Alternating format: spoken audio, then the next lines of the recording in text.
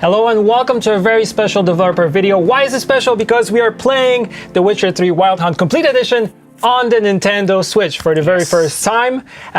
For those of you that don't know me, my name is Paweł Burza, I'm a community manager here at CD Projekt Red, and I'm joined by Paweł Sasko. You are true. The senior quest designer on Wild Hunt and the lead quest designer on Hearts of Stone and Blood and Wine, so the two expansions for The Witcher 3. How are you? That is correct. I'm feeling well. I actually can't wait to show the players what we've been cooking. Yeah. And how it looks on and how it plays actually. Yeah. On the console. For those that might not know you, what was your involvement on The Witcher 3 and what are you doing right now? So on The Witcher 3, I was one of the 3 original quest designers that started designing the whole Witcher 3 story. And then, of course, you know, the team grew up, there was like more and more people involved, but I was one of the 3 people that wrote majority of the main story and side quests. And then afterwards, I was one of the few people that were implementing those quests. And on The Witcher 3, I did a lot of main quests, and I loved it. So that was my involvement. Yeah, and then on the expansions, I became a lead, and yes, I have the huge privilege to lead this amazing team of quest designers and like build this awesome expansions that we really wanted to do.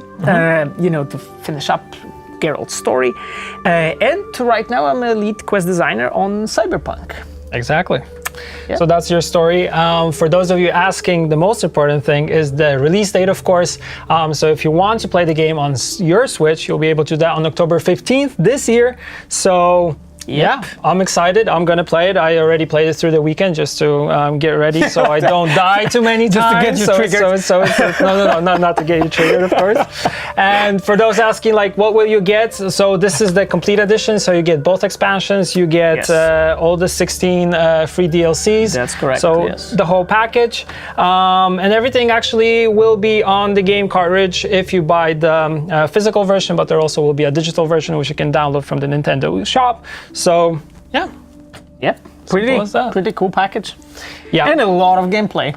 And a lot of gameplay. It's I think it's over 150 hours if you count into the expansions. But I've seen people do 500, 1,000 hours. I've seen some crazy stuff, especially that you can do New Game Plus, so you can redo the game again. So yeah, it's very, very crazy. For those of you asking about resolution, so in docked mode, so we have the console docked right now, it's in 720p, but if you take it out of the dock, like I am doing it right now, so you actually see it actually is on this console, it's 540p, so yeah, it's like a nice little, and we put it back, and it works. Yeah. See, yeah.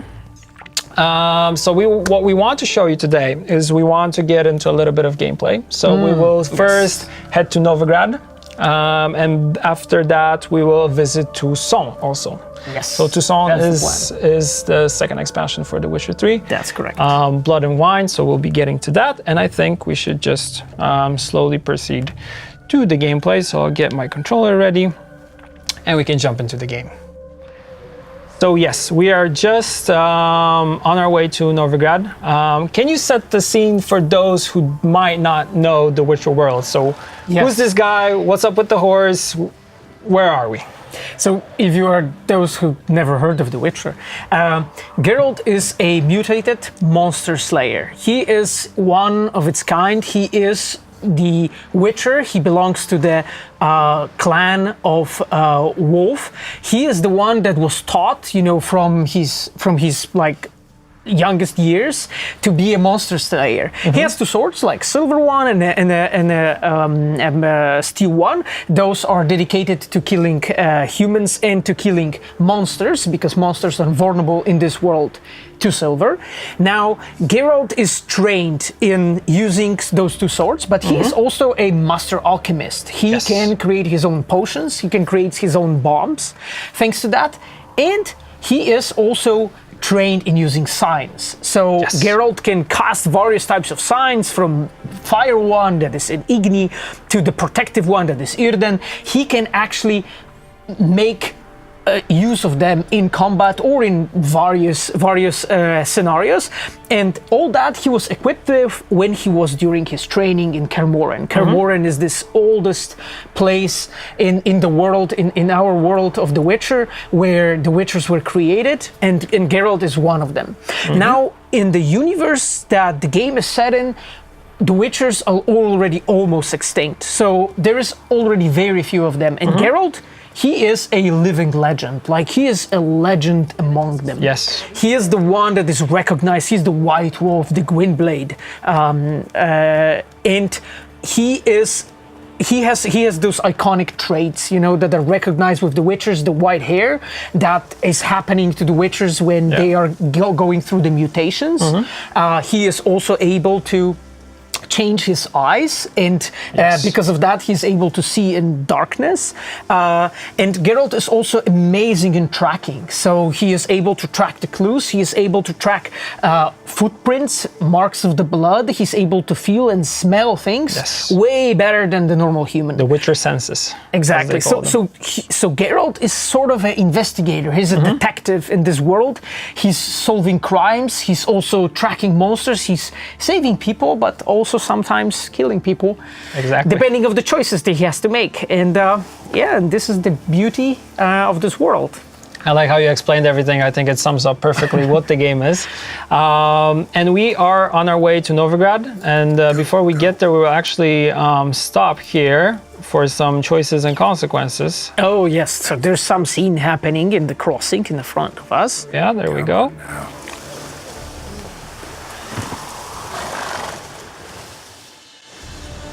Another one. Run along home with the rest. Sir, show some mercy. We've not got nowhere to go.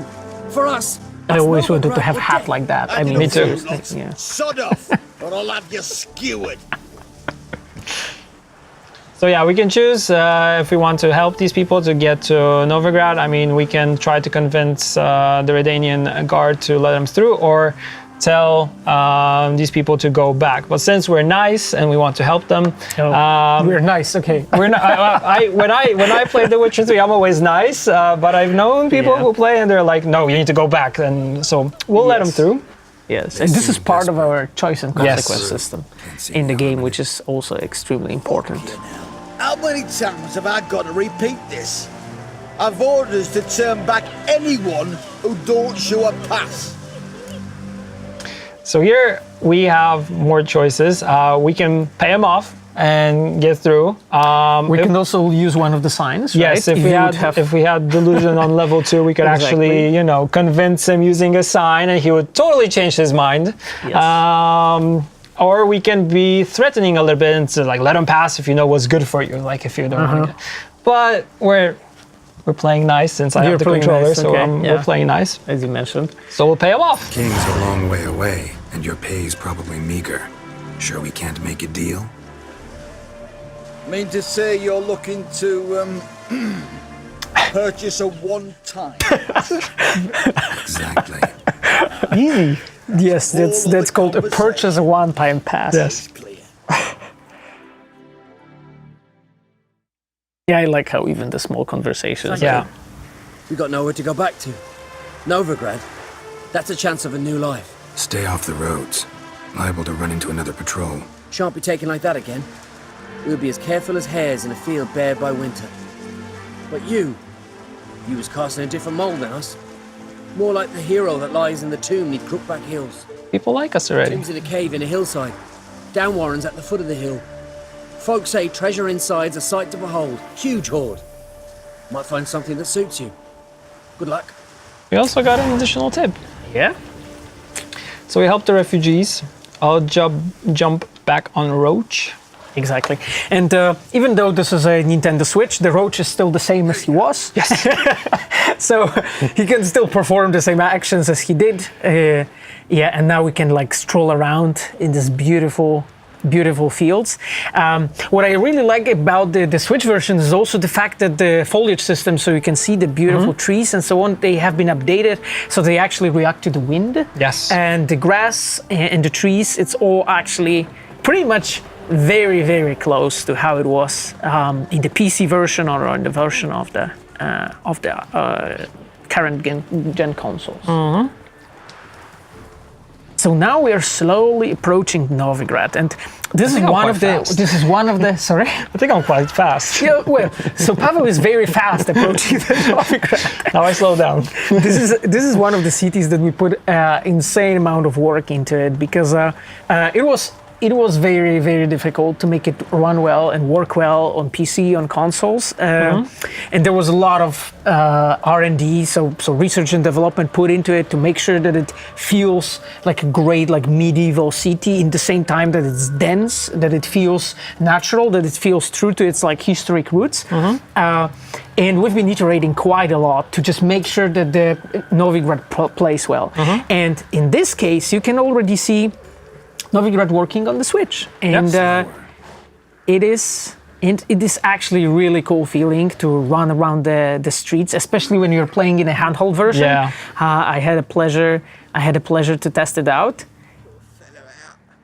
Here we are in Novigrad. For those that might not know anything about the city, what is Novigrad? I know it's a free city. It's very close to Redania, but it's not ruled by anyone, if I'm correct. Yes, that's correct. Historically, it has been compared a lot to Gdańsk in times when it was a free city. So Novigrad has this, I would say, position in the current world of The Witcher that it's a free city. It's a city where, and because of that, the city is developing very fast. It's making a trade with various different kingdoms, and it's also a city that is becoming a blend of everything. And there are non-humans living in the city. There are believers of various religions, and there are also completely different layers of a society. You see, you have people from beggars to priests. You have people. You have a really wealthy traders who are living in the city. And right now we are in one of the more like richer places, and you can see those huge buildings and so on. Like this is the bigger and like richer part of the city. And Novigrad used to be, or it is called a capital of a city almost, by the people who know the books, but also by the people who know games of The Witcher. That was a really important place in the lore. And a lot of important characters from The Witcher actually come from Novigrad or visited it sometime. And right now we are approaching the docks, right? With these beautiful ships standing here, and poor townsfolk And boys playing around. strolling around. Yeah, what's really cool is there are also very interesting gangs in Novigrad which you get to kind of meet without going, of course, into detail, not to spoil the story. But like you said, we also have the Eternal Fire Priests which walk around from place to place. So yeah, you will be able to explore. This is like one of the first big cities that you actually get into. So yes, I remember it very well. Yeah, and what you have just mentioned, I mean, our knight and die cycle, right? Like the priests and pretty much all the people that you look around, they actually go from one activity to another, and they have some purpose, and their die and knight cycle is different depending on what class they're from. So the priest is basically going pretty much from those small chapels scattered around the place, going up till the hill where you can find this main church of Eternal Fire. While the poorer folk, they're pretty much walking from tavern to places to where they sleep, to places to where they work, and you can see that who they are is reflected like this. Oh, we met some charming people. Master, we're a bit of coin short another round. Because we're comrades, see? Witcher and you. We're butchers. You slaughter, we slaughter. Whoops. Okay, they don't seem like the nice dudes. Old villagers pitch in. Lords open their purses. Ladies do like with their legs. Yeah. Geralt is not happy. Wrong villages dealt with the wrong lords and ladies. What's the Witcher for anyway? I mean, seriously, I have seen that so many times, and it still cracks me like when I hear this dialogue. I mean, what would you do in this case? Would you? Because I don't think I want to give them money. That doesn't seem nice. They do not seem nice, really. So what? Let me pass? Yeah, let's try it. Let's see what happens. Believe me, doing you a big favor by not giving you coin. Now let me through. Whoa, Master. You best watch your words. We share a trade, but that don't mean you can treat us like dogs. Shut it. You'll bring misfortune on us. He's a witcher, can't you see? We're still going with it. Well, you can be persistent in the path that you have picked. Yeah. Out of my way. Out of my way. Let's do it. I will. It's like, sorry, I'm out. The guy like, dude, you're out of your fucking mind. I'm going away. Damn. Yeah. I mean, come on. Yeah, well. I can see that you've been grinding. No. We've seen your point, Master. We see your point, man. I have the approach of just, hit to get it done. Smash We it. get experience points for that. Perfect. That's a lot of experience points. Yeah, 25 is always good. Yeah, well, that's plenty. Exactly. So we've shown you Novigrad. Like I said, we don't really want to spoil the story for those who never played The Witcher 3. And we will jump over to Toussaint. And while I am jumping and loading the game, you can actually tell us a little bit about, set the scene a little bit, like where we're going. Toussaint, right? Yes. Okay, so with the Toussaint, the thing is that when we've been working on The Witcher, like the whole game and then the first expansion, we always felt that we wanted to show players the world and the environment that is actually also a prettier part of the world. And Toussaint has been originally like described by Master Sapkowski, but it was not there was not a lot of action happening there. So we had plenty of space to explore, how we want to go with Toussaint. And there was a lot of work put into like making sure that the architecture and all the fashion feels right for that places. Now our concept artists put great amount of work to make sure that the Toussaint feels great and so on, and there was quite a lot of like iterations put into it. And at the end we landed with like this French and a bit of Italian feel to the place. And as when player lands there, we can see that there's like the colors are very vibrant, they're like very alive. The same goes actually for characters. Oh, it already loaded. Oh god. Okay. The colors are really really like vibrant. You can see that this place is way more alive. And actually all the lands you've been seeing so far. I mean, I know that people are in love with Skellige. I think pretty much everybody loves Skellige. Yeah, me too. but still, the Toussaint, like look at the castle right in the background and all those fields, the right? Mountains, yeah. And exactly the olive trees, in the front of you and the mountain.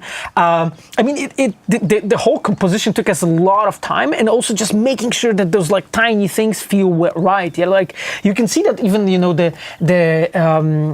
types of jobs that people have here. When they are working, they're doing things that are different. That they're doing in.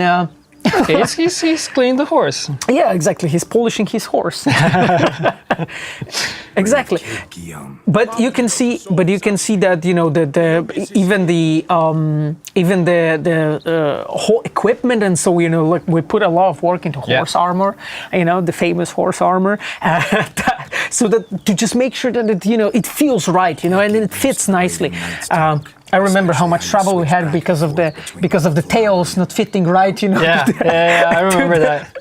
Yeah. So we met up with Milton here, and he is taking us to a place where there was a mysterious body found, and where we're examined that. And like you said, he's a knight of Toussaint, so they are totally different. They speak in a specific way, they act in a different way. So like you said, the whole setting is totally different. You're more used to like everything being kind of gray and shady, while you're here like look at the sun, look at the colors. Everybody seems to be a lot more happier here. But exactly, like and he's like this chivalrous type of a guy, and there's like numerous scenes that build it up, and as we will move forward, there is just a lot of like small elements, like as we land here. Maybe I should not spoil it, but there are events that happen that set up the tone, for the place. We see, how the knights are, for instance, dealing with monsters in this place. Yeah, you can see how beautiful armor he has and so on. Everything, we wanted to make sure that everything, is in this nice atmosphere. Everything is cohesive. So yeah, in the beginning you mentioned the Witcher senses. Well, I'm actually using them right now. Oh yes, exactly. So right now we are during the investigation, and this is one of our core, I would say, gameplay loops. So one of the core elements that players are doing in The Witcher is fighting, is taking place in the scenes, so talking to NPCs, making choices, but those are also investigations. Yeah. So Witcher has been compared very often to this kind of a noir type of a detective that is going after, you know, clues and checking them and commenting on them and then drawing conclusions and then, you know, figuring out maybe if he can, you know, understand what happened. And when we design our quests, we always also make sure that there's enough depth in every investigation. So as a player, you can mostly click like few clues. If you especially know how to do it, then you can go pretty fast through it. But if you're looking for the depth, there's actually plenty of it. And all the discussions and comments, you know, they're always like showing the player that there's a bit more into it. And, and there's always a lot of thought that we put even into the smallest clues. Yeah. So like you say, here he's gonna pretty much take the story and go from like the ending, so the dead body, to how it happened, where it came from. So I really like this part. So we found the tracks, and now we should be following them. So as you can see, they're right here, marked in red.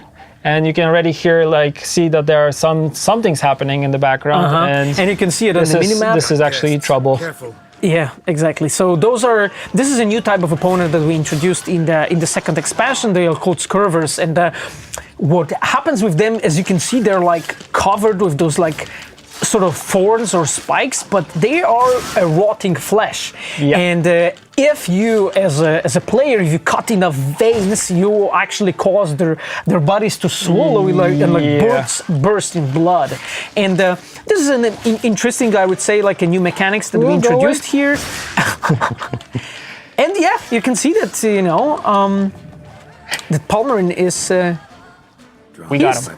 He is not scared. Yeah, he's totally not scared. He's not scared. If you want to replenish your strength, since we're a studio based in Poland, you can eat a dumpling. And you're eating a dumpling and your health goes back. Obviously, yes. The famous dumplings. Of course. I remember the times when they were introduced.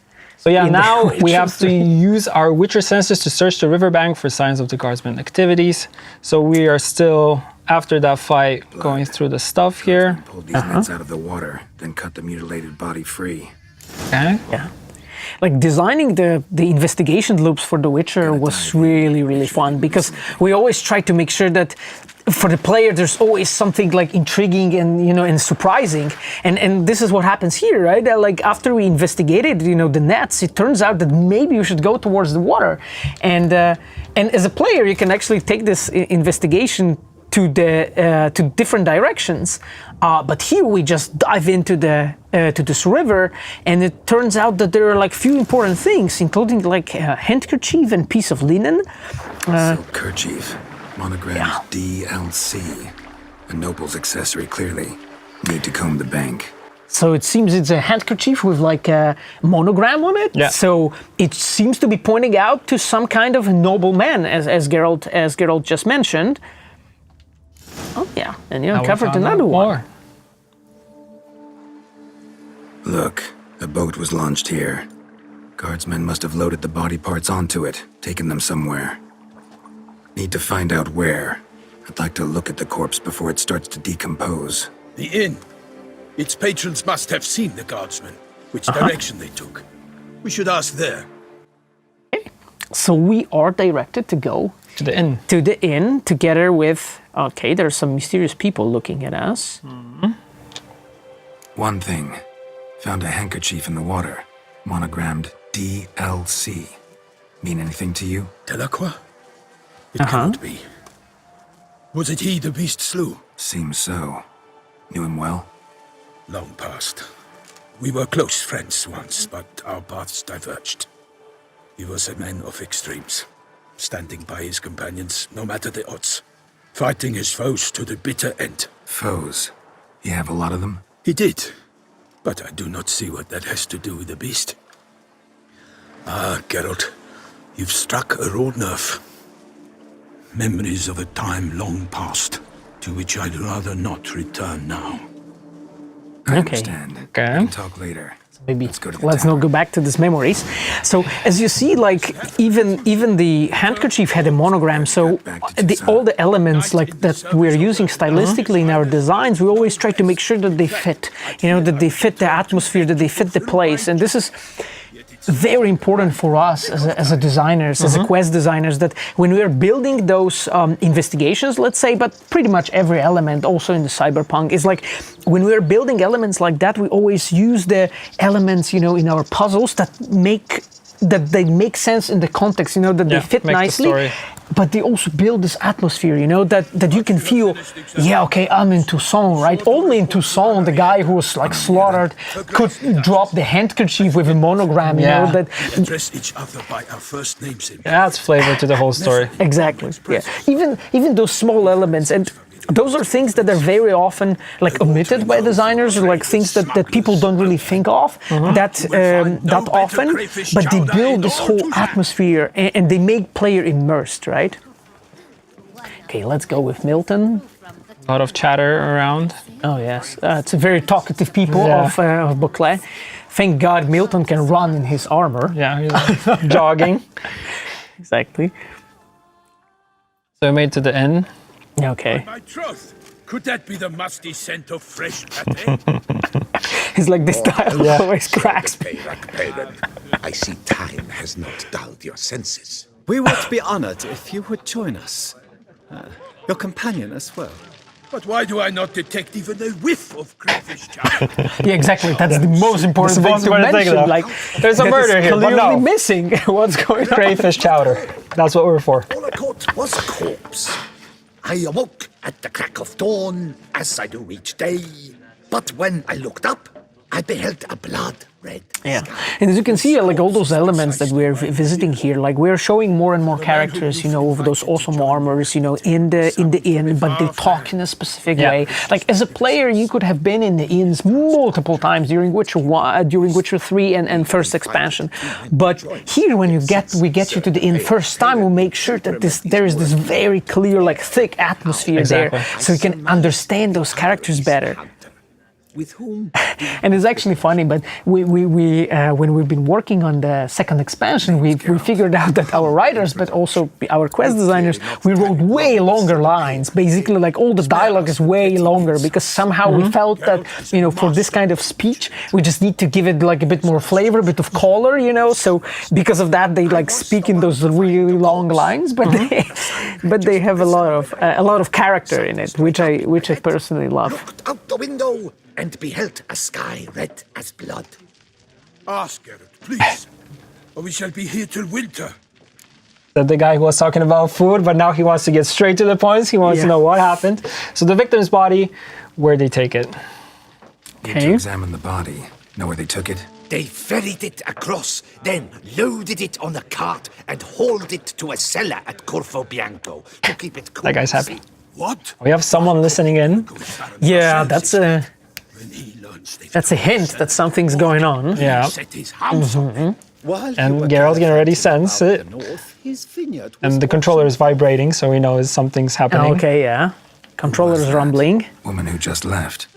Didn't see her before. Didn't notice her walk in either. Doubtless Linnis, the innkeep's daughter. But hold, Geralt, because this is an outrage. Roselle's vineyard was auctioned off? Inconceivable. That's the problem. No secret. The Baron had gambling debts Yeah. up to his ears. It finally came time to collect. His creditors auctioned off his property. So The ducal this scene has a very special purpose to it because it's like building up, like setting up a lot of, I would say, pawns on the chessboard. You know, like things that we'll be using in the store later. And one of the things that is mentioned is the Rossel, but also what we mentioned here is Corvo Bianco. Right? Has a special, very special role in our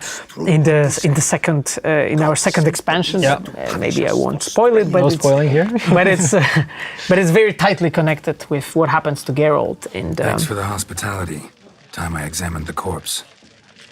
Corvo Bianco lies a short way from here, near the tourney grounds. Just follow the road and you'll arrive. Not coming with?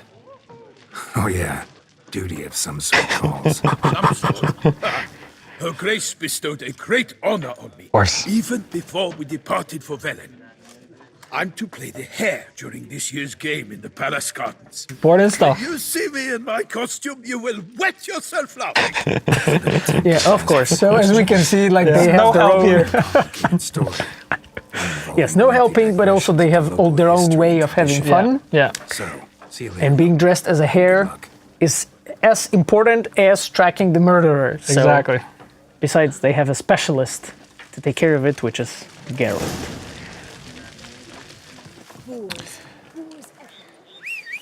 Hey, yeah, Roach time here. to call Roach. He is Move it. very useful as always. Sorry, lady.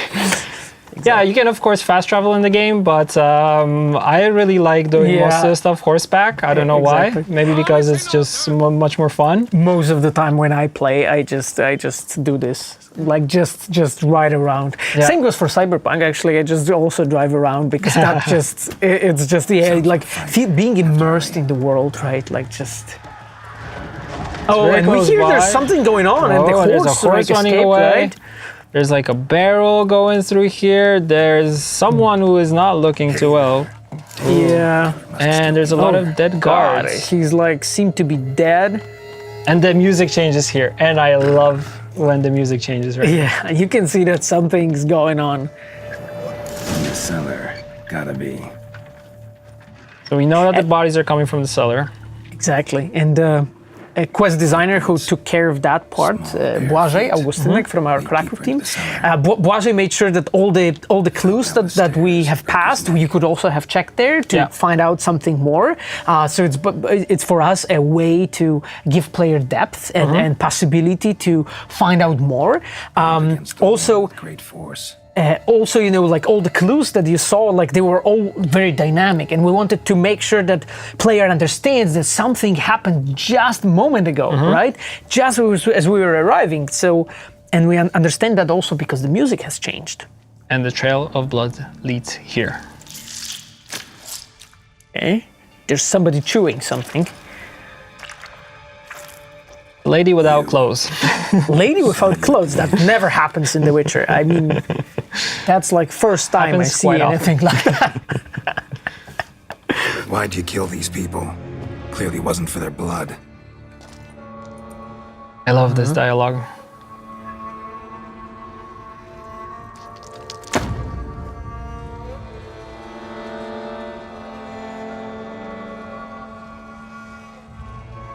I mean, she didn't have a shower since some time, I think. No, We don't have to fight. she's not done eating, I think. Shower after eating. Shower after eating? Okay.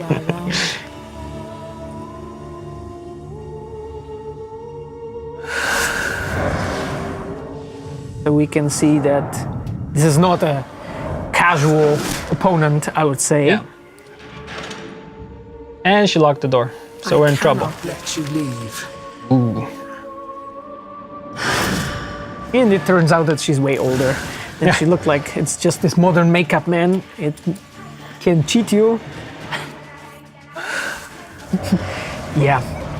Broxa has been one of the opponents that we've been working specifically on for the second expansion to make sure that we get her right. Like the beat up that Pavel is now experiencing is the effect of that work. Exactly. Thank you. We're You can actually start swirling, which is a good way to stop her. You can also trap her, and she will be. Okay, there she is. Yes, there's multiple ways. Actually, there are also bombs with a silver powder that are working on her hair pretty well. Okay, eventually Pavel will get there. Like, but yeah, she's not a very easy opponent, but he's doing pretty serious damage to her. He's a Witcher after all, so I think that sooner or later, I'm just spinning to win here. You are exactly like just spin to win. And I'm eating the dumplings, of course. Exactly, just take the power of dumplings and make There it we lead go. you. Okay. And she's gone. She's gone, and it turns out that has been a Broxa, and yes, we got an entry in our Doing at the table now. bestiary. What's also interesting is this quest, when we see her for the first time, and the way when she dies, there is this her kind of crawling. It's a homage to one of the trailers we had before we even had this expansion, which ties it all together very nicely. So if you want to check it out, it's called The Night to Remember. So I recommend that one. Yeah, there are also more things in this expansion that tie up nicely to this trailer. So. Exactly. So we'll look at the body. Stinks. Yeah. So this is one of the typical elements, I would say, of the game, which is the moment when Geralt investigates. Yeah. And I remember, like, as a player, when I've been playing Witcher 1, and there's this moment when Shani investigates this guy's skull. Yeah. And I really loved that scene. So we wanted this scene that we're looking here to be sort of close to it, because it like, sort of, I don't know, investigating dead body felt very cool. So it is. We wanted to go with this. So as you can see, yeah, we can check different like elements of the body and find out what happened. So we're gonna start with. We'll start from the top. We'll start with the head. Okay, let's start from the top. For some time, head swollen, and something took a few bites out of it. I like how he's saying everything. Yeah. Something in the throat. There's this dialogue in the game Bulging with coins. when he is asked why he always talks to himself when he's investigating. He says it helps him to think. Exactly. Several different Yeah. nuances. So it turned out there was a really interesting clue. Actually, the dead person had a purse with florins inside his mouth stuck in. Now the chest. Body was chopped up after death. Blows struck with great force, but bones sliced through, not crushed. Creature that killed him had long claws, sharp as a witcher's blade. First sank its claws into the victim's heart. So as you can see, Geralt is giving a lot of vital elements in this investigation, and we are showing through all those lines how good he is, how well he recognizes, the structure of the body, how it's composed, like how to make certain types of cuts, so that he can explain it. And we can also see that he's a specialist in his craft. And that kind of investigations are like a typical element of a noir stories, of detective stories, things that Raymond Chandler in his books was writing.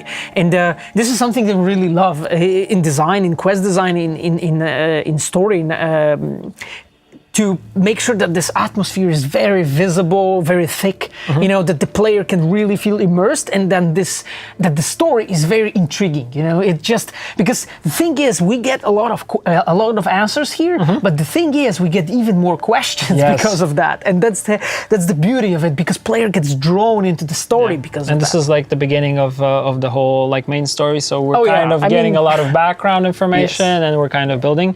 But the interesting thing is that we saw the Bruxa holding the hand, and then she kind of put it away. So now we will examine actually that hand and learn what it's about, what which happened. is quite an important body part.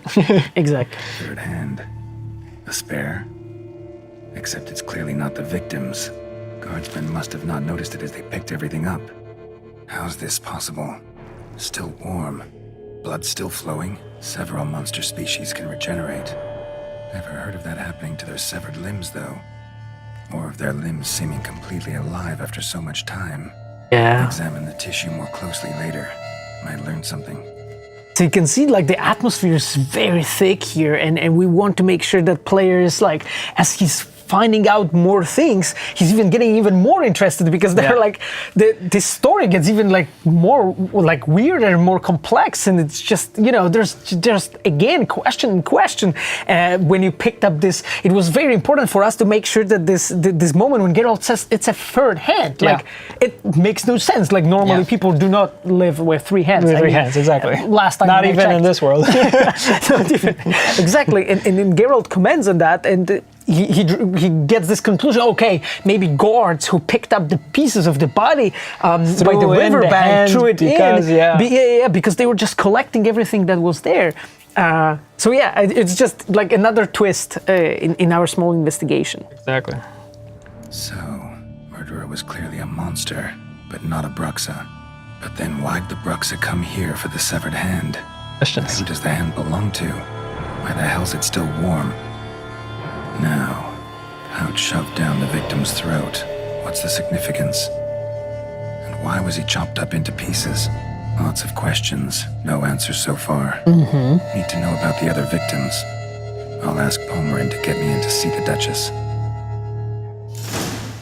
So yeah, without spoiling more of the story, we will not continue from here. But of course, on October 15th, you will be able to play the game and see it yourself and actually play this expansion. Of course, I recommend going with the main story and then doing the first and the second expansion. Oh, yes, exactly. Although I have this little guilty pleasure still where I, from time to time, just turn on the Witcher 3 on my PC and I just go straight to Tucson and I just like to, you know, horseback riding and then meeting some of the characters is unbelievable.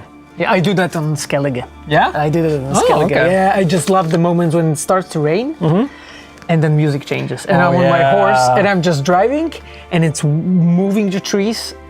There's only music and me on my horse, and nothing else.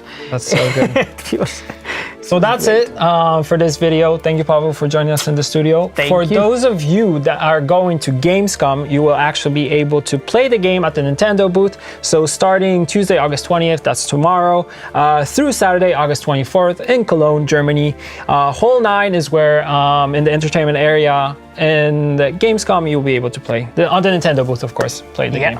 Definitely go there because Yes, it play really it. feels cool when you hold it in your hands and you play it. Yeah. So just go there and check. Yeah, I mean, it's awesome because we can just take it out now and we can proceed with the quests, you know, once we're done.